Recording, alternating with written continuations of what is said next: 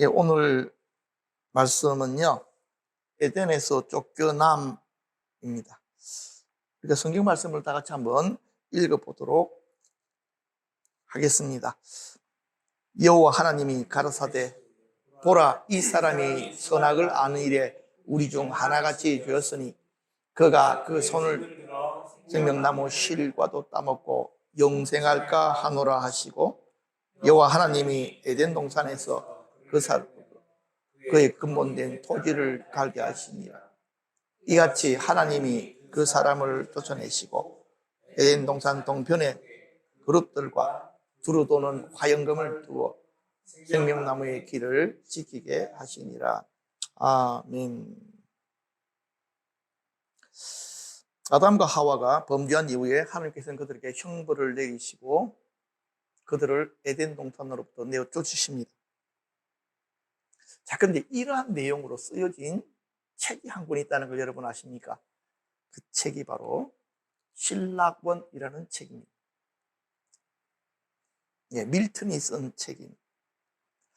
그런데 이 책이 소설이 아니라 시의 형태로 쓰여진 책입니다. 이렇게 길게 쓰여진 산문식으로 이렇게 쓰여진 책인데요. 이 내용을 이렇게 좀 살펴보면 성경 내용에다가 저자의 상상이 많이 가미되어져 있습니다. 조금 소개하면 그거예요. 하늘에서 사단들이 반란을 일으키게 됩니다. 사단이가 당연히 자기가 하나님의 자리에 오르기 위해서 전쟁이 일어나게 됩니다. 그런데 그들이 그 싸움에서 어떻게 되어졌겠습니까? 패배하여 지옥에 떨어지게 됩니다. 사단과 그에 참석했던 타락한 전사들. 그런데 이 사단이 지옥에서 가만히 생각하니까 너무 억울한 거예요. 그래서 어떻게 할까 하고 고민을 하던 중에 좋은 소식을 듣게 됩니다. 그것은 다른 것이 아니고 하나님께서 이 땅을 창조하시고 아담을 그곳에 주인으로 세우신다는 소식을 듣게 됩니다. 그래가지고 이 인간을 해코지하기 위해 가지고 사단이가 지옥에서 탈출을 감행하게 됩니다.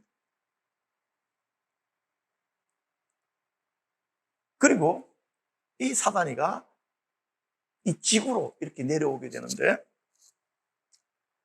1차로 아담에게 접근하려고 했다가 하나님께 발각이 되어져서 그의 시도는 실패를 하게 됩니다.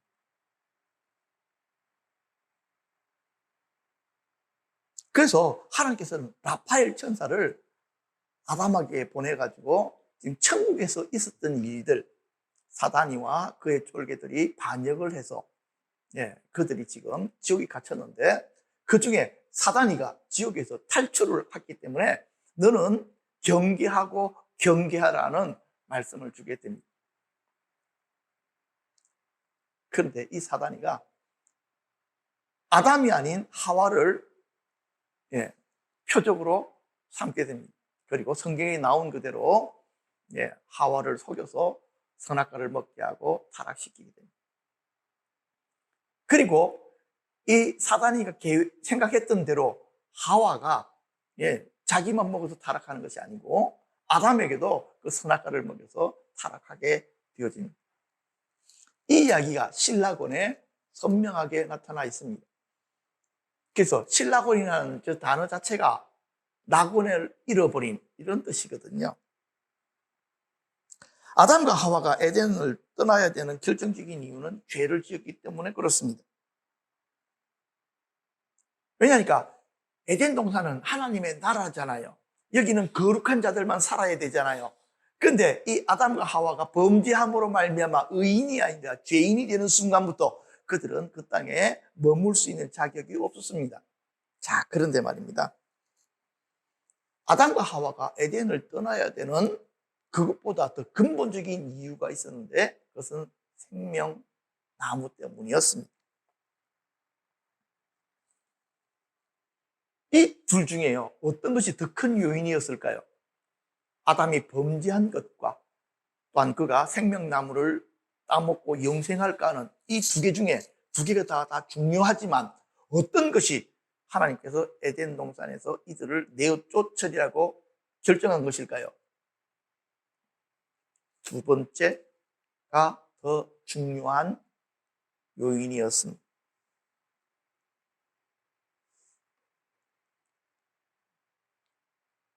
자, 그런데 말입니다. 하나님께서 이 아담과 하와를 내어 쫓으시려고 했을 때 이 말씀을 가만히 좀 묵상하다가 제가 뭘 깨달았냐니까, 그때 하나님의 마음이 어땠을까? 한 번도 생각 안 해봤던 거거든요.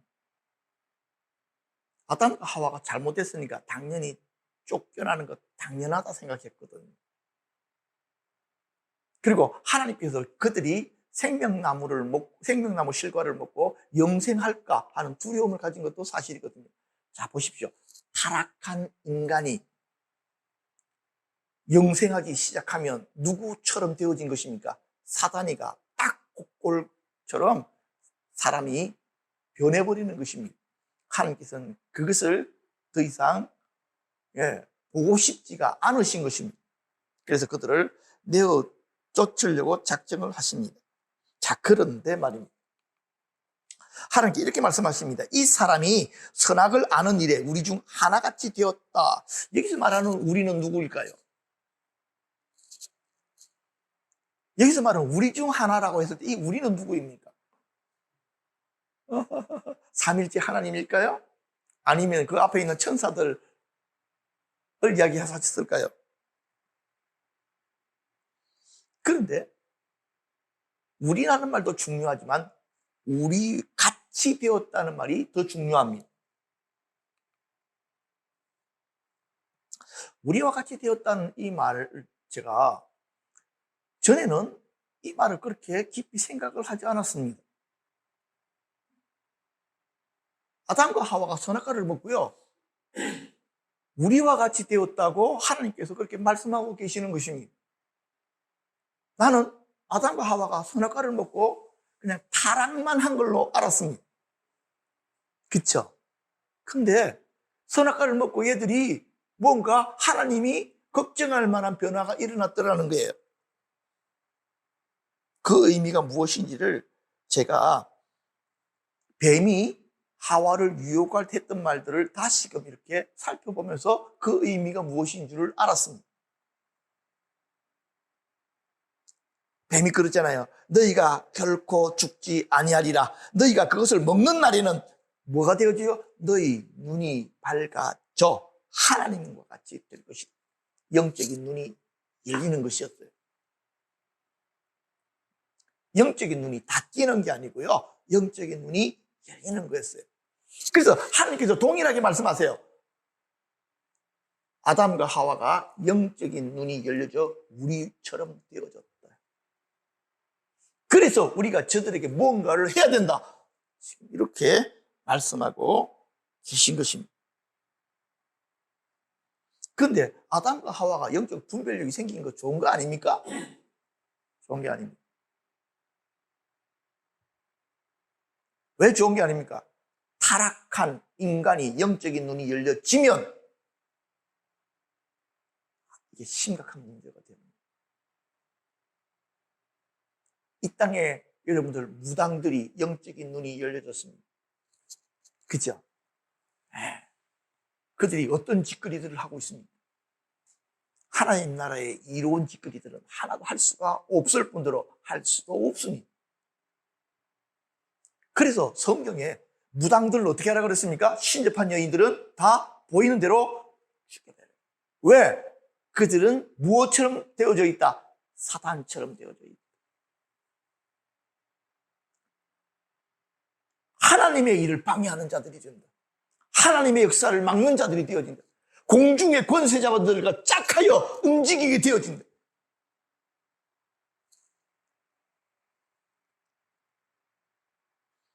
그리고 그 이후에 이렇게 말씀하시잖아요. 그가 그 손을 들어 생명나무 실과도 따먹고 영생할까 하노라. 근데요, 아담과 하와가 선악과를 따먹고 눈이 열렸잖아요. 그런데 그것과 생명나무 실과는 무슨 관계가 있을까요? 이건 제 개인적인 생각인데, 가만 고민하다가 나도 모르게 한 가지 결론에 도달하게 되어졌습니다. 그것이 무엇이냐 하니까 이거예요. 동산 중앙에 있는 생명나무에 대해서는 하나님께서 그전까지는 아담과 하와에 대해서 경계심을 가지지 않으셨어요. 그런데 아담과 하와가 영적인 눈이 열리고 나서 하나님께서 그들에게 경계심을 가졌다는 말은 그전에는 아담과 하와의 눈에 보이지 않았을 수도 있다. 여러분들은 어떻게 생각하십니까? 한 번도 생각 안 해본 문제가 돼가지고 도대체 저게 무슨 말일까라고 생각할 수 있습니다. 그래서 제가 다시금 성경을 앞에서부터 살펴봤습니다.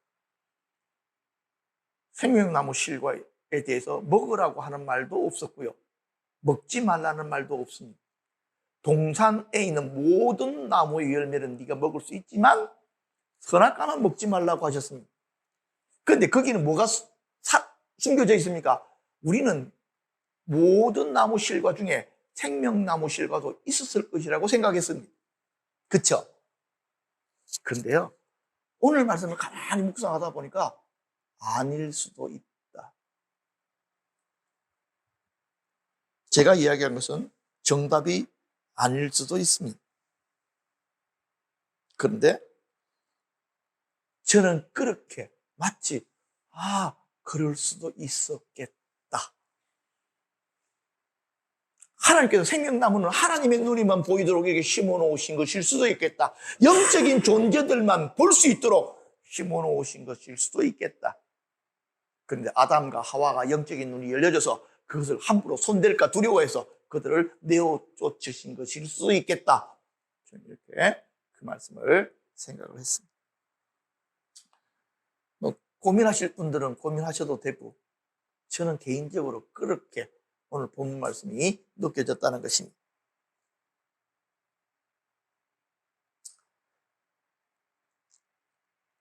하나님께서 아담과 하와를 에덴 동산에 내쫓으신 이유는 생명나무의 열매를 먹고 그들이 영생할까 하셨기 때문입니다. 그런데 우리 장로교의 아버지인 칼빈은요, 이 부분에 대해서 어떻게 주석을 쓰느냐 이게 써놨더라고요. 아니, 생명나무 열매를 먹는다고 해서 진짜 영원히 살 것이라는 것은 신학적인 문제가 있다. 왜? 인간이 약속된 후손이신 예수를 믿어서 영생을 얻어야지 어떻게 나무 열매만 먹는다고 해서 영생을 얻을 수 있겠나? 그렇게 해놨다는 것입니다. 여러분 어떻게 생각하십니까? 오늘 말씀을 듣는 게 자꾸만 여러분들 머리들이 막 이렇게 복잡해지시지요. 예, 그렇게 하셔야 됩니다. 이전에 가지고 있었던 동일한 생각으로 말씀을 보는 것이 아니고 날마다 새로워진 눈으로 그 말씀을 보고 말씀 안에서 깨달아지는 깊이들을 여러분들이 더하셔야 되는 것입니다. 그런데요, 예수님께서 영적으로 생명나무이셨다는 것을 칼빈 선생님은 별로 그렇게 깊이 생각을 안 하셨던 것 같습니다. 요한복음에 보면 영생이라는 단어가 가장 많이 나오거든요. 한번 읽어볼까요? 다 같이 시작. 하나님이 세상을 잠시만. 요한복음 3장 16절부터 다 같이 읽어요. 시작. 하나님이 세상을 이처럼 사랑하사 독생자를 주셨으니 이를 그를 믿는 자마다 멸망치 않고 영생을 얻게 하려 하십니다. 영생은 생명나무 열매와 연관이 되어져 있습니다. 자, 그 다음 구절입니다. 자, 시작. 내가 진실로 진실로 너희에게 이르노니 내 말을 듣고 또 나 보내신 이를 믿는 자는 영생을 얻었고 심판에 이르지 아니하나니 사망에서 생명으로 옮겼느니라. 요한복음 6장 40절. 내 아버지의 뜻은 아들을 보고 믿는 자마다 영생을 얻는 이것이니 마지막 날에 내가 이를 다시 살리리라 하시니라. 자, 한 구절만 더 보십시다. 두 구절만요. 영생은 곧 유일하신 참 하나님과 이건 뭐야 이거는? 예, 요 위에 거부터 볼까요? 내 살을 먹고 내 피를 마시는 자는 영생을 가졌고 내 살은 참된 양식이요 내 피는 참된 음료로다. 요한복음 17장 3절. 영생은 곧 유일하신 참 하나님과 그가 보내신 자 예수 그리스도를 아는 것이니이다. 영생을 오직 누구랑만 연결시켜 놨습니까? 예수님과만 딱 연결시켜 놓으셨어요. 그래서 예수님을 생명나무다라고 직접적으로 이야기하기에는 뭔가 조금은 주의점이 필요하지만 예수님께서 생명나무의 사역을 하셨던 것은 사실이다. 이렇게 말씀을 드릴 수가 있겠습니다. 자, 그런데요. 요한계시록 22장 1절과 2절을 읽어보면요. 저는 이 생명나무라고 하는 이 존재가 하나님 나라에 실제로 있다고 믿습니다. 왜냐하니까 요한계시록에 예수님과 생명나무가 동시에 등장하는 구절이 있기 때문에 그렇습니다. 그렇죠? 어린 양의 보좌가도 있고요. 생명나무도 같이 있습니다. 그렇기 때문에 예수님께서 오셔서 생명나무의 일을 하셨지만 그럼에도 불구하고 하나님 나라에는 생명나무가 실존적으로 존재한다. 저는 개인적으로 이렇게 믿습니다.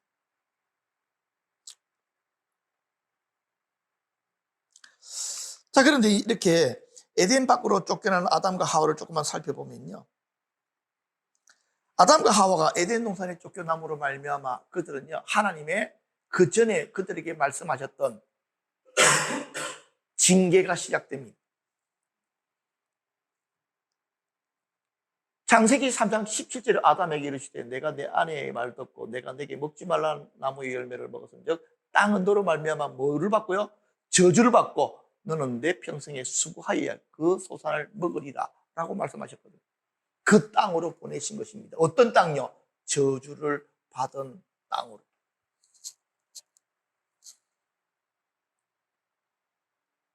우리가 살고 있는 땅이 하나님의 저주를 받은 땅입니다. 그래서 이 땅에 사는 사람들은 땀을 흘려야지만이 먹고 살 수밖에 없습니다. 곡식들이 저절로 맺히지 않는다. 네가 일하고 노력해야 그 곡식들이 비로소 먹을 만한 곡식들이 될 것이다. 아무리 좋은 옥토도요, 그냥 놔두면요, 잡초가 실해버립니다. 쓰지를 못합니다. 그것이 땅이 저주를 받은 결과입니다.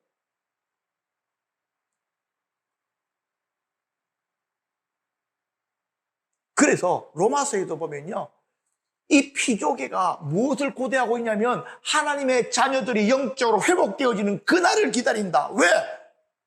이 땅도 회복되기 때문에. 자, 그런데 제 눈에 들어오는 두 번째가 뭐냐니까 그의 근본된 토지를 갈게 하시니라.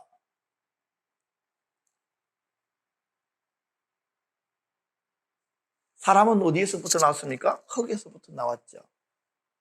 그냥 단순하게 네가 농사를 지어야지 먹고 살 것이다 라고 말씀하셔도 됩니다. 그런데 거기다가 뭐라고 하셨습니까? 그의 근본된 토지, 근본된 땅, 그것을 갈아야 된다라고 말씀하십니다. 그래서 저는요, 여기서 두 가지를 말씀하신다고 믿었습니다.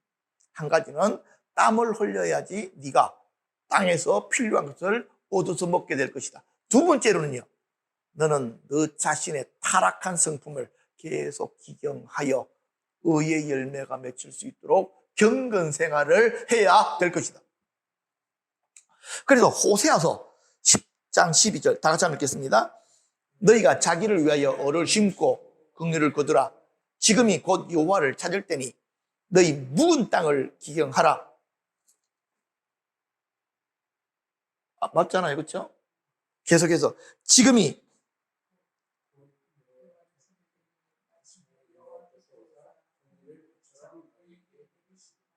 아멘. 지금 제가 가지고 있는 이 부분은 개역 성경이구나. 그래서 좀 핀트가 맞네.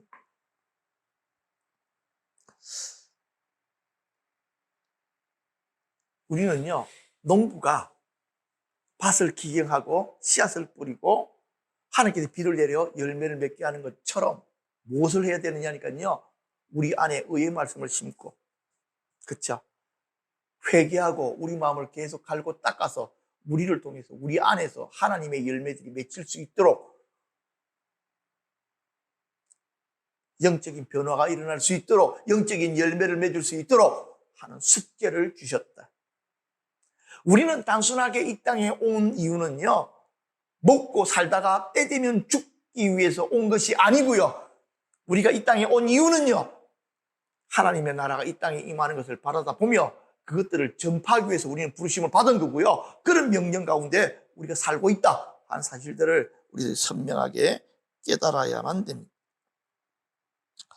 좀 마지막 말씀으로 좀 넘어가 보십시다. 막혀버린 길. 에덴 동산 동편에 그룹들과 두루 도는 화영금을 두어 생명나무의 길을 지키게 하셨습니다. 그런데 여러분, 그룹에 대해서 여러분 혹시 아십니까? 천사들 중에서도요, 하나님께 가장 가까이 있는 천사입니다. 이들을 원어로 보면 케루빔이라고 되어져 있는데, 케루빔이라는 뜻이 하나님과 가까이 있어 섬기는 존재라는 뜻입니다. 하나님의 보좌가 있으면 케루빔들이 동서남북으로 이렇게 있습니다. 그런데 이 케루빔들의 얼굴들이 아주 독특합니다. 어떻게 생겼습니까? 얼굴 사면이 있는데 사면 얼굴이 다 틀립니다. 하나는 사람의 얼굴, 사자의 얼굴, 그 다음에는요, 독수리의 얼굴, 하나가 뭐였지? 예, 황소의 얼굴. 그런데 이들에게는 눈이 많이 있더라, 그렇게 했습니다. 자, 근데요, 하나님께서 그냥 대충 천사 미가엘 보내도 되잖아. 천사 몇 명만 못 들어오게 생명나무의 길을 막도록 서게 했어도 아무도 그 길을 뚫고 들어갈 수가 없습니다.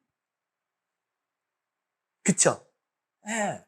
근데 하나님께서 자기의 최측근들을 어디다가 보내셨다고요? 바로 여기다 보내신 것입니다. 무엇하도록? 아담과 하와 그리고 그 후손들이 생명나무 근처도 오지 못하도록 그렇게 길을 막아버리셨습니다.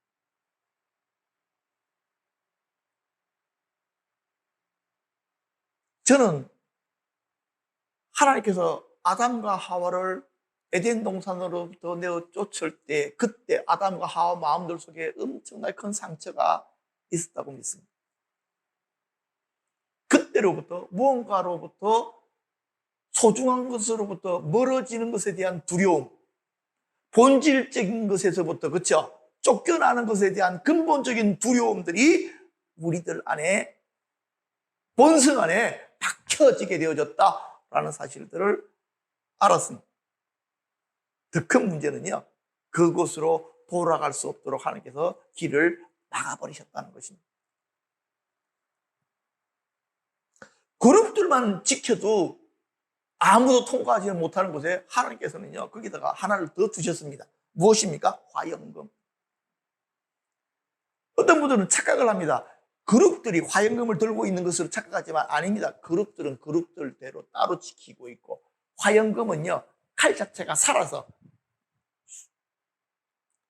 빙빙빙빙 돌아다니면서 침입자를 방어하고 방비하는 칼을 두셨답니다. 아마 이 부분들은 영적으로 본 거겠지. 어찌 되어졌든지 그 길은 아무도 통과할 수가 없다. 심지어는 누구도, 사단이도 생명나무 앞으로 가는 길들은 갈 수 없도록 하나님께서 막아놓으셨습니다. 근데요, 예수님께서 오심으로 말미암아, 한번 볼까요? 마지막으로 요한복음 14장 6절 다 같이 한번 읽어주세요. 시작. 예수께서 가라사대 내가 곧 길이요 진리요 생명이니 나로 맘지 않고는 아버지께로 올 자가 없느니라. 하나님 아버지께서 계시는 하나님의 보좌에서부터 생수의 강이 시작됩니다. 요한계시록에 보니까 그 강이 흐르는 그 주변에 뭐가 서 있습니까? 생명나무들이 세워져 있습니다.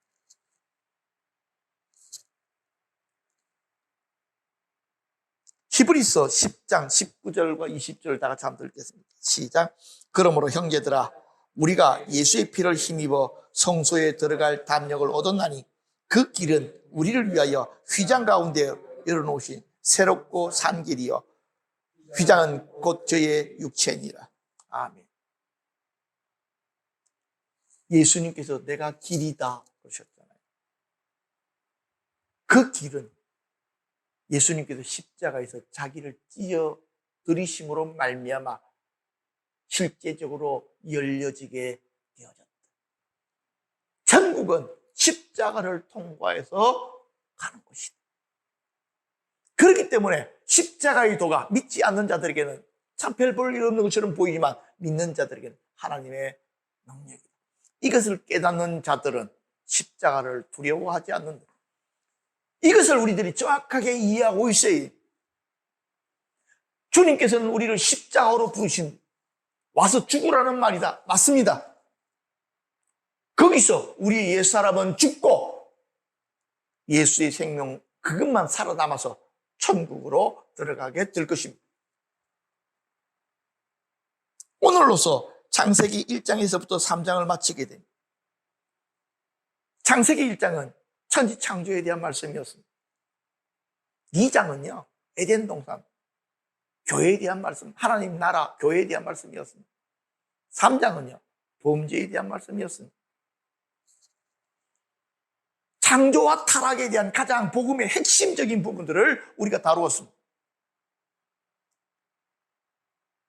이 말씀들을 여러분들이 더 깊이 여러분 안에 묵상해 들어가시기를 바랍니다. 그리고 그 안에 하나님께서 감춰 놓으신 것들을 여러분들이 캐가시기를 바랍니다. 저는 맛만 보여드렸습니다. 성령님은 더 놀라운 것들로 여러분들 안에 정말 필요한 것들을 풀어 놓으시게 될 것입니다.